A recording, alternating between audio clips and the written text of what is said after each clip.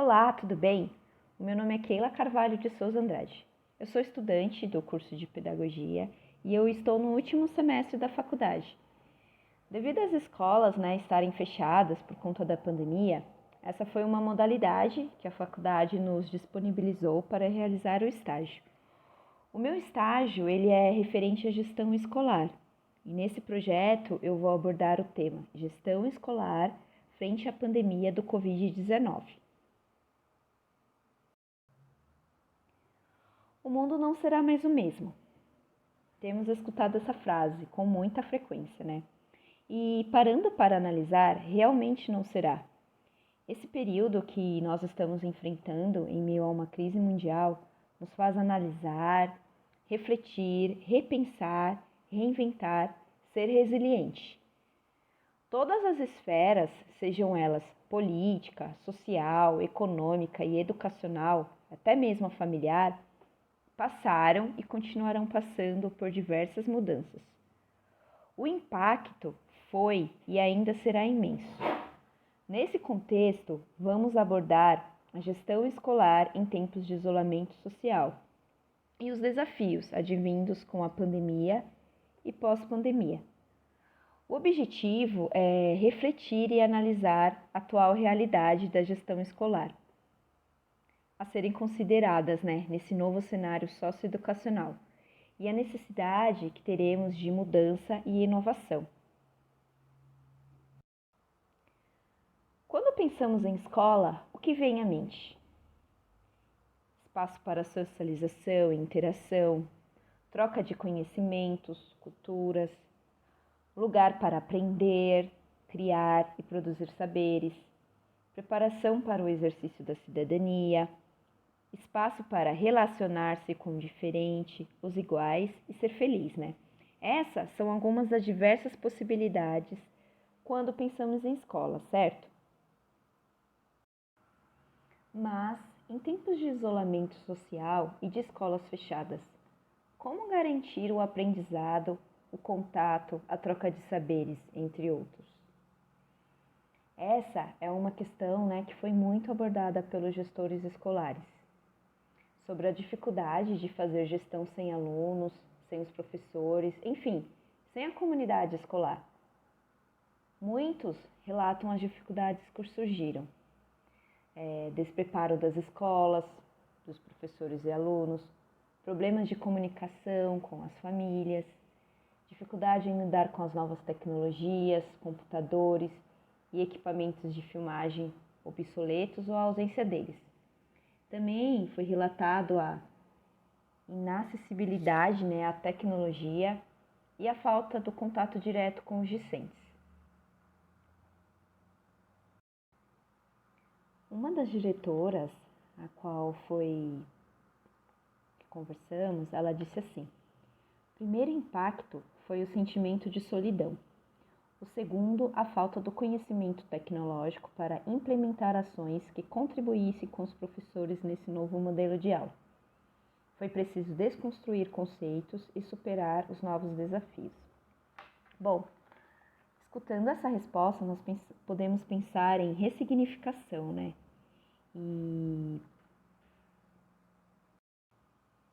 a importância da ressignificação da prática docente, ela foi destacada nos estudos de Morin. Ele defende a constante necessidade da abertura para o novo. Afinal, como se pode pensar em um novo educacional sem antes pensar em uma ressignificação docente, que perpassa tanto pela formação inicial como pela formação continuada do profissional. E realmente, estamos num período que, mais do que nunca, a formação continuada será primordial para que os professores possam lidar com essa nova realidade, O uso da tecnologia, ter que fazer aulas online, esse momento virtual que todo mundo está enfrentando agora. Os gestores, professores, enfim, toda a comunidade escolar, ela precisará inovar-se, especialmente diante de fenômenos tão complexos e concretos, que estamos enfrentando. É necessário considerar a atual realidade. e se organizar, né? Ter paciência para diminuir, né, os prejuízos causados no ensino e aprendizagem durante esse período. Sim, as dificuldades são várias, mas nós não devemos desanimar. Esse cenário de educação e coronavírus, ele é novo para todos. O importante é que saibamos, com humildade, né, identificar essas falhas e dediquemos esforços para corrigi-las. Os docentes, então, terão que ressignificar a própria prática, encontrando um novo sentido e, ao mesmo tempo, buscando novas competências, né, para atenderem às novas demandas profissionais. Dessa forma, ao repensar a própria prática e as influências da mesma nos estudantes, o docente deverá considerar, especialmente nesse momento de transformações educacionais significativas, a concepção de que educar significa, então, capacitar, potencializar, para que o educando seja capaz de buscar a resposta do que pergunta. Significa formar para a autonomia. Essas palavras são de Gadotti. Essa sua fala se encaixa perfeitamente, né, nesse momento que estamos vendendo, que estamos passando. Repensar a própria prática. Tudo mudou, né? Agora com esse novo método de ensino à distância, precisamos nos reinventar, né? De certa forma. Nesse mesmo sentido, né? Alarcão, ele ressalta a importância da prática reflexiva, onde rotineiramente o docente deverá refletir criticamente sobre suas próprias ações, buscando sempre propor adequações e transformações que se revertem em melhores educacionais. Ela também destaca que a sensibilização para o desenvolvimento de ações pedagógicas críticas e autônomas não ocorrem de formas impositivas, né? Mas sim por meio do diálogo, no confronto de ideias e de práticas, na capacidade de se ouvir e ouvir o outro também. Mas, além de tudo, ouvir a si próprio e de se autocriticar. Aqui, né, nós até podemos pensar nos métodos tradicionais. Mais do que nunca, eles, nesse momento que estamos passando, eles ficaram obsoletos, né? Precisamos de uma pedagogia crítica, autônoma, em que todos possam opinar e aprender juntos. Algo que tem sido primordial nesse contexto atual que estamos passando é o relacionamento com as famílias, né? E nós elaboramos aqui algumas dicas práticas para melhorar esse relacionamento. Vamos lá. Enviar áudio mensagem pelo WhatsApp. Mostrar os bastidores das aulas também é uma ideia bem bacana, né? Criar no Facebook uma live semanal, no qual os professores podem compartilhar histórias pessoais, para humanizar, né, o seu contato com a família e os alunos. Disponibilizar webinários no YouTube para transmitir informação com qualidade. Oferecer uma escola de pais online para mostrar como os pais e responsáveis podem ajudar os filhos a passar por esse momento, né, e como auxiliar no processo de aprendizagem em casa. Desenvolver palestras online.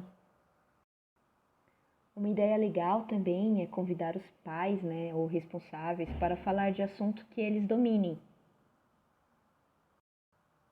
É muito importante que a escola, né, comunique muito bem sobre o funcionamento do regime remoto, né? Além de estar presente nas redes sociais, precisa mostrar empatia e se aproximar dos estudantes e de suas famílias.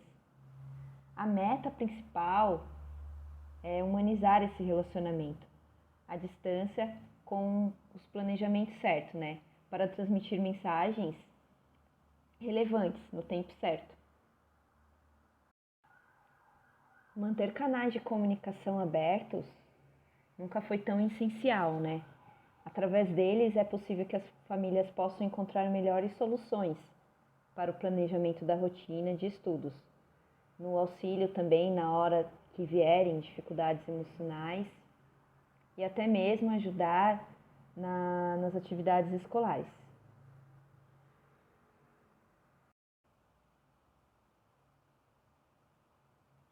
É assim, né, que família e escolas unidas podem promover um tempo de aprendizado mais valoroso para as crianças, adolescentes e até os jovens, que tanto necessitam, né, de apoio nesse momento. Criar grupos de discussões para que pais, professores e alunos possam participar de deliberações e estratégias é muito importante, né? Porque nós sabemos o quê? Que um dos fundamentos da educação é, sem dúvida, o diálogo, né?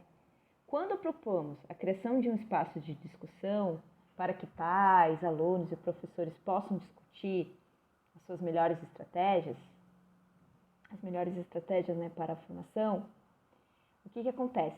A escola ressalta que se tornou um ambiente plural e valorativo, né?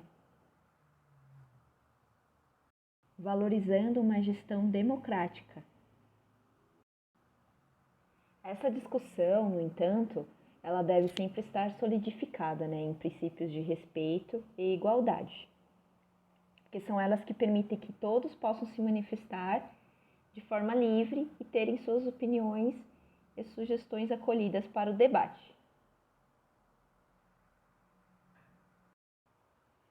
A criação de fóruns de discussão que podem até mesmo ser utilizando os recursos das redes sociais é uma ótima forma, né, de promover e ampliar o alcance da comunicação entre família e escola.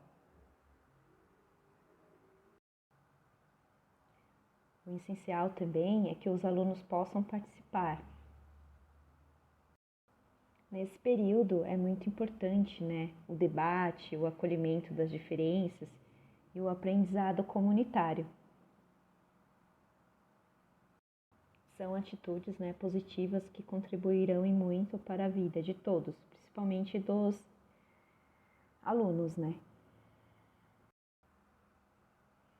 O acolhimento, o afeto, mais do que nunca será imprescindível, né, nesse momento.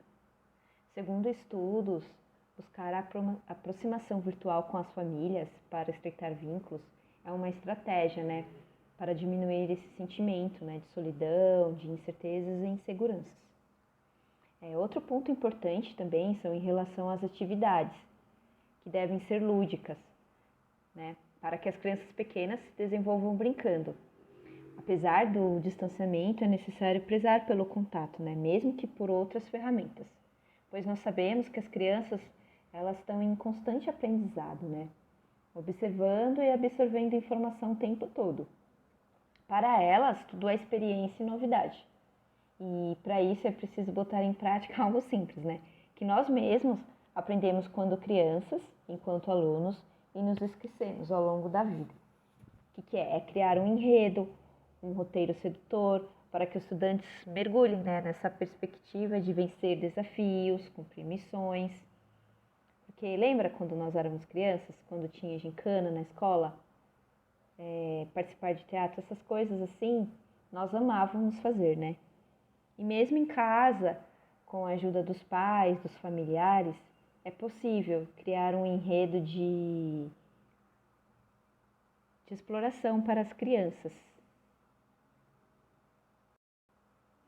Uma ideia bem legal é roteirizar um mapa, né, para que todos sejam envolvidos no processo de aprendizagem. Participar das atividades do cotidiano da casa também pode ser uma grande aliada para os pais e diversão das crianças, né? É um jeito de gerar interesse nas crianças e elas estarão aprendendo, brincando. Desenvolvendo novas habilidades. Com a suspensão das aulas, né, presenciais, estamos vivendo um momento de reflexão para toda a comunidade escolar. E com essa paralisação forçada, educadores, pesquisadores e gestores da área da educação, o que está acontecendo? Eles estão buscando meios de renovar o ensino, né? É a oportunidade de ressignificar a educação e de pensar em maneiras mais efetivas de desenvolver né, novas competências nas crianças e nos jovens. E entre essas habilidades, nós destacamos algumas aqui. Pensamento crítico e aprendizagem ativa, criatividade e originalidade, resolução de problemas complexos, flexibilidade cognitiva, inteligência emocional, trabalho em equipe, gestão de pessoas, negociação, tomada de decisões, ampliação do uso da tecnologia como aliada do aprendizado. Algo importante a ser pontuado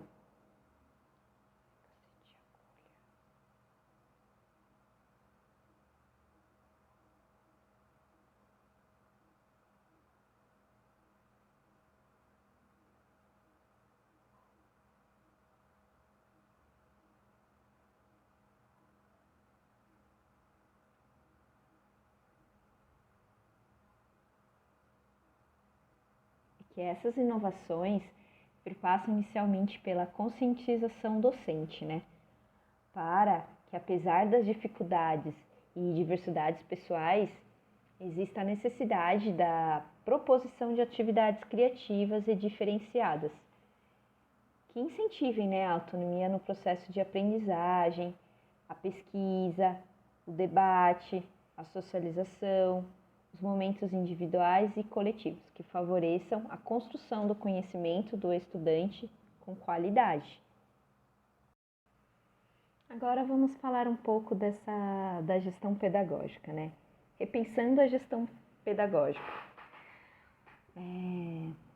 Nesse novo contexto socioeducacional, passa-se a conviver, por um lado, né, com preocupações ligadas à questão prioritária da saúde física e emocional, e por outro lado, com a desestabilização das questões educacionais, provocadas pela essa repentina suspensão das aulas presenciais, né, e proposição de aulas em ambientes virtuais. Essa situação apresentou vários impactos, dentre eles na escola, né, e nos seus profissionais, nos estudantes e também nas famílias.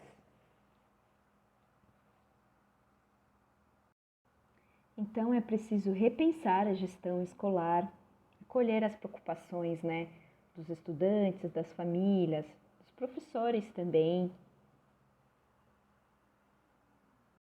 Criar estratégias, né, para diminuir os impactos, auxiliar no despreparo, né, de professores, dos pais também, e pensar também em inovação. Inovação em todos os aspectos, na metodologia do ensino, na forma de se comunicar, sem deixar de lado a realidade socioeducacional, né?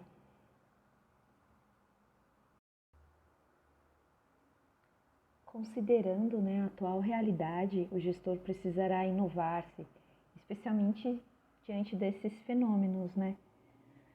Nunca, em nenhum momento, em especial no Brasil, os cursos de formação docente, de atualização, de pós-graduação, se imaginaram, né, desenvolvendo habilidades e conhecimentos para atuação profissional em época de pandemia. Assim, o gestor deverá considerar, né, essa atual realidade socioeducacional, refletindo sobre suas necessidades e possibilidades profissionais. Então, ele precisará dispor a considerar as inovações advindas, né, com a presença do coronavírus e uma nova realidade educacional. Nesse novo contexto educacional, os gestores escolares terão um grande desafio. Eles precisarão inovar-se para liderar, né, com eficácia e eficiência, mantendo a credibilidade, né, do processo de ensino e aprendizagem, apesar das diversidades. E, para isso, o gestor deverá agregar aos já existentes valores que são essenciais, que fazem diferença, tanto na individualidade, né, como na coletividade. Dentre eles, a sensibilização para que os objetivos comuns da instituição de ensino não sejam esquecidos, sendo retomados a partir de uma nova realidade, né? Considerando também a ampliação da construção de ambientes cooperativos, de respeito, de senso de pertencimento e de autodesenvolvimento. Ao articular, né, a gestão democrática e participativa com a proposição de estratégias eficazes para a resolução de problemas, Paiva ele amplia as ideias anteriores, enfocando a importância do estabelecimento de metas pedagógicas a serem conquistadas pelo gestor e sua equipe. Ações como essas tendem a se reverter em melhorias educacionais, né? Além de fortalecerem e consolidarem as relações interpessoais. A seguir, nós destacamos algumas ações que facilitarão, né, o fazer pedagógico, principalmente no atual momento, que são esses: planejamento pedagógico, planejamento coletivo, trabalho em equipe, apoio tanto tecnológico quanto pedagógico aos professores e alunos, organização do ambiente virtual, contato diário com os pais e alunos via WhatsApp. Planejamento pedagógico será muito importante, né, para a organização, para facilitar o aprendizado. Planejamento coletivo também. Todo mundo está sobrecarregado e não dá para deixar tudo só para o gestor fazer. Por isso que é importante criar os grupos de debates e juntos trazerem ideias, soluções, né? O trabalho em equipe é muito importante. O apoio tecnológico também, enquanto pedagógico aos professores e alunos, pois sabemos que há uma dificuldade em lidar com a tecnologia. Muitos professores ainda são resistentes, né, ao uso da tecnologia e não têm habilidade. A organização também do ambiente virtual é muito importante no trabalho. E o contato diário com os pais e alunos, né? É importante estabelecer esse contato com os pais e alunos, porque os pais se sentem muito despreparados e os alunos, para não se sentirem desprezados. É importante também, né, o monitoramento das atividades e das evolutivas, onde precisa melhorar, o que precisa mudar, o que está dando certo, quais as mudanças que precisam ser feitas. Conforme as conversas vão acontecendo, as ideias também vão surgindo e facilitando nesse processo, né? Acompanhamento do planejamento dos professores também é super importante, porque muitos estão trabalhando com uma carga horária muito maior do que quando estavam em sala de aula, né? Muitos relatam desgaste físico e emocional. Eles também precisam, né, desse apoio dos gestores, apoio da comunidade escolar. Os recursos didáticos também precisam ser repensados, né? O planejamento por área de conhecimento também é fundamental e vai facilitar muito nesse período de isolamento. E por fim, repensar a avaliação. Como que será feita essa avaliação agora, já que as crianças, os jovens estão em casa? Nós sabemos que a volta às aulas presenciais ainda não tem data definida, né? Porém, sabe-se que esse momento será delicado, exigindo desde a manutenção de hábitos de prevenção adquiridos durante o isolamento social, né, até o rodízio de turmas para evitar aglomerações. E nesse sentido, é importante estar atento às tendências, né, que vieram para ficar, o que permite que as escolas se preparem, né, para oferecer aulas de um modo seguro e eficiente para os seus estudantes. A seguir, reunimos, algumas tendências pós-pandemia, da educação pós-pandemia. Essas tendências foram retiradas do blog Eleva Plataforma.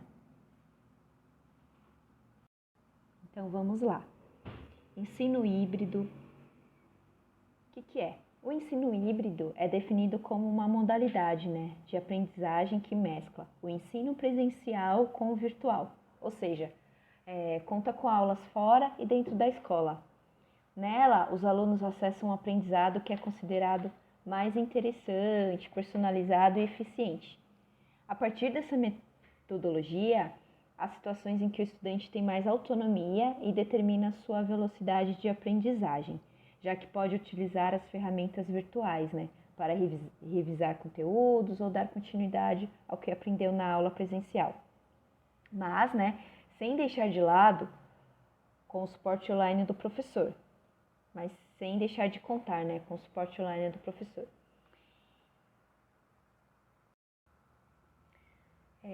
Um dos diferenciais, dessa tendência é ser centrado no aluno, funcionando como uma espécie de motor, que fortalece a inovação, bem como a aquisição do conhecimento no ambiente escolar e doméstico. Na atualidade em que foi necessário adotar o uso de aulas virtuais, muitas escolas encontram uma maneira de viabilizar a constituição do processo de aprendizagem. Desse modo, entende-se que as soluções tecnológicas utilizadas com uma finalidade pedagógica aumentam a capacidade de adaptação e ajudam os professores a falarem, a mesma linguagem dos jovens. Sendo assim, na educação pós-pandemia, a tendência é que as aulas tradicionais e expositivas diminuam, dando espaço para aquelas que coloquem o aluno como personagem principal, tornando-o mais ativo na busca pelo conhecimento. Isso poderá, ser proporcionado por recursos tecnológicos, que darão continuidade aos conteúdos trabalhados em sala de aula, permitindo que os estudantes se apoderem dos temas em casa.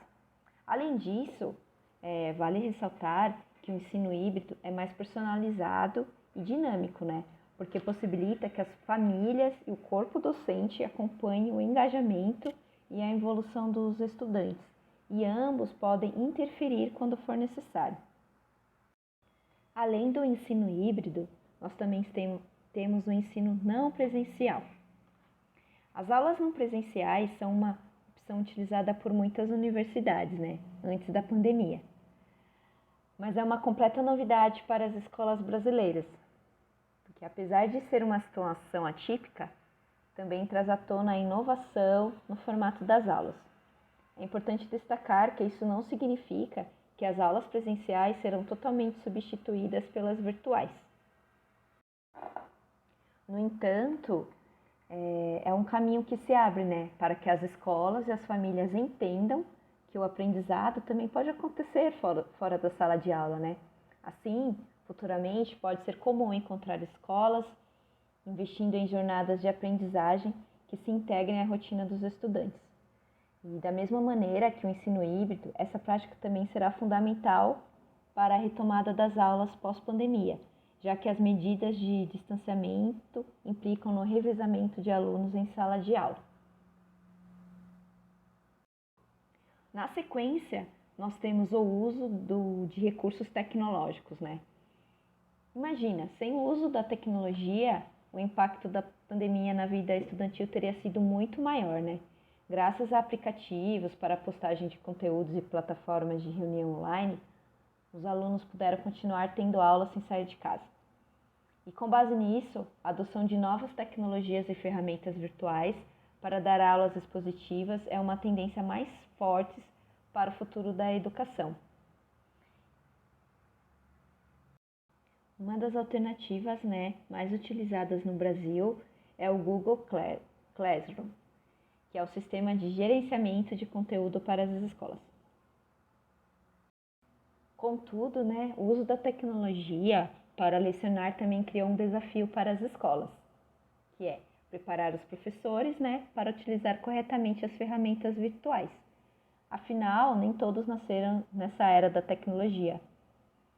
que pode acontecer de ter problemas para interagir com os recursos, o que acaba comprometendo a qualidade das aulas. Outra questão também importante é que as próprias famílias podem ter dificuldades para a utilização da tecnologia nos estudos. Portanto, é dever das escolas, não só investir em novas plataformas que facilitem o estudo remoto, mas também dar o suporte necessário para que professores, alunos e pais se beneficiem com as mesmas. Outra tendência também é a valorização da cidadania, A cidadania sempre foi um conceito trabalhado na maioria das escolas, Isso é o que foi relatado por alguns professores que eu conversei. No entanto, os estudantes nunca tiveram a oportunidade de entender a real importância de boas práticas na sociedade como agora. Em tempos de pandemia, a cidadania precisa estar em foco, visto que vivemos de forma interconectada, E não há mais ações e questões isoladas. Isso pode ser representado pelo uso de máscara, que faz com que o indivíduo se previna e também proteja quem está ao seu redor, bem como o respeito pelas medidas de restrição impostas pelos governadores de cada estado. É certo que nas escolas será cada vez mais comum trabalhar situações, que envolvam e incentivem boas práticas de cidadania.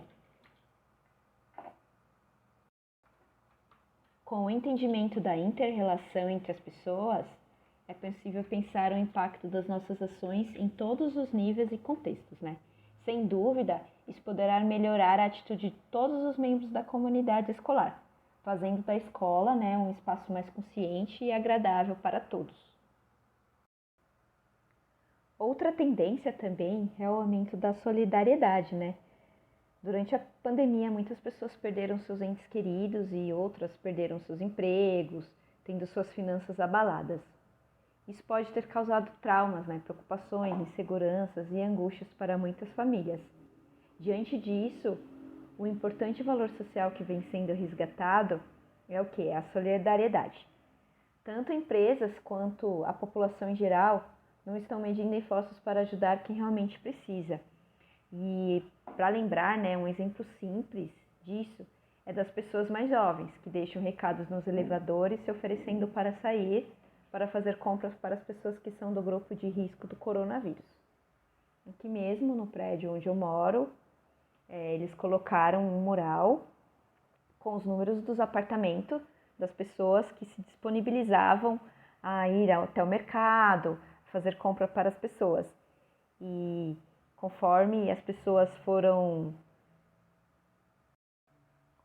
pessoas do grupo de risco ficaram sabendo, desses comunicados dos voluntários do prédio, passaram a solicitar a ajuda dos mesmos, dos voluntários. A prática, da empatia tende a ser maior daqui para frente, Visto que a pandemia deixa a lição de que todos nós podemos vivenciar momentos difíceis. E com a ajuda, do outro, podemos passar por eles de maneira menos traumática. E por fim, o estímulo à colaboração. Como se sabe, ainda não existe remédio nem vacina, para combater o coronavírus. A forma mais eficaz de combatê-lo tem sido por meio da colaboração da sociedade, que consiste em usar as máscaras, evitar aglomerações e entre outras atitudes, que beneficiam o coletivo. Sabendo que deveremos aprender a viver no que será considerado novo normal, o que inclui manter hábitos de prevenção, até que se descubra a vacina para o Covid-19. A colaboração é um dos fatores essenciais para a sociedade e que também irá se expandir na educação. O que nós sabemos é que todos os indivíduos têm um papel na vida coletiva e a junção das forças e inteligências é indispensável para criar boas soluções. No que se refere à escola, essa mentalidade incentiva a união para a construção de um ambiente com maior participação de estudantes, funcionários e pais, Fica evidente que a educação pós-pandemia terá grandes alterações nos seus pontos estruturais e socioemocionais. Ao entender, as novas tendências, fica mais fácil alinhar conforme as peculiaridades, né, da escola em que trabalha, até mesmo do seu trabalho e na sua vida no dia a dia. Considerações finais. Todos nós fomos impactados de alguma forma pelo Covid-19. Os efeitos do coronavírus devem durar por um longo período ainda. Em relação à educação, tivemos mudanças que levariam muito tempo para serem implementadas, mas, devido ao atual momento, estão sendo implementadas no susto, em questão de meses. Pensar numa profunda ressignificação será importante para essa nova realidade. Uma coisa é certa, seremos desafiados a conviver com novas demandas em todas as esferas das nossas vidas.